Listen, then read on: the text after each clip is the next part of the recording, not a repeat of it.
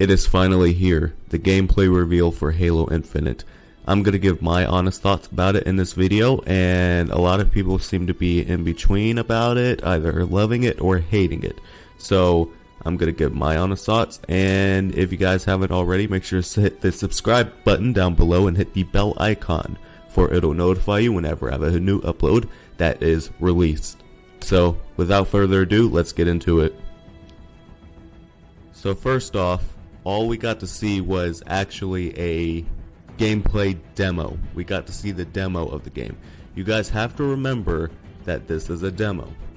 Even though the graphics may not be exactly what everyone expected, it's still a demo. You have to remember that. And even if that were the case, I would say the graphics are pretty darn good. The fluidity and everything, and the character movements, the gameplay style, the grappling hook add-ons, like all the graphics are there, and the shield effects, everything just looks fantastic, and it's pleasing to look at in my opinion.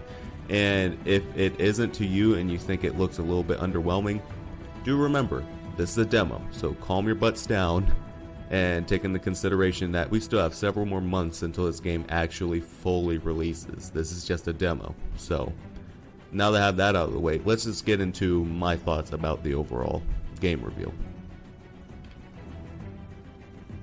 I personally thought it looked good. I love the weapons that they introduced in the game.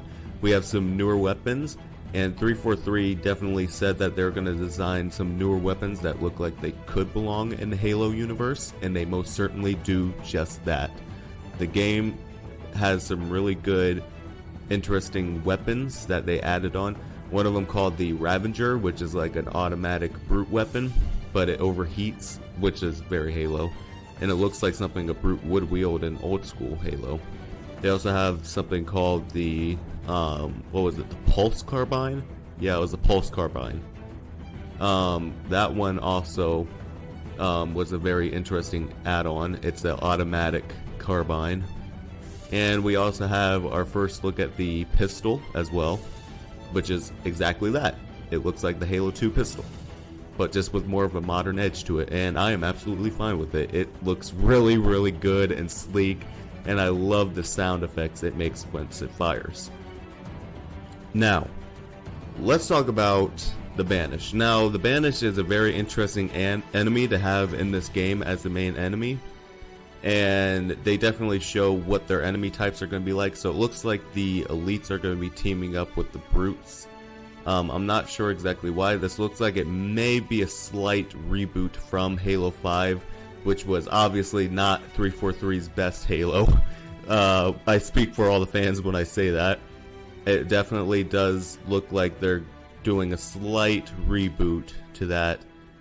Either that or they're completing that storyline and they're just doing something different. I don't know. We don't know. We didn't get a lot of details of the overall story in the gameplay, but I honestly didn't expect that. I expected to see what the title of the video I watched was suggesting, gameplay. I wasn't expecting a ton of story or anything. I just wanted to see us playing as a chief, what the experiment or the experience will be like, and yeah, that we got just that, and I gotta say I loved it. I'm not too familiar with the Banished in this game, but they do look pretty awesome. They look pretty sweet, and they look like they're gonna have a good time fighting the chief once you're mauling down everyone, and they look like it'll be pretty hard on legendary difficulty. And it's also good to see the brutes back. We haven't seen the brutes in several games with Master Chief in it, so yes, that's always a plus. Also, we have Sprint.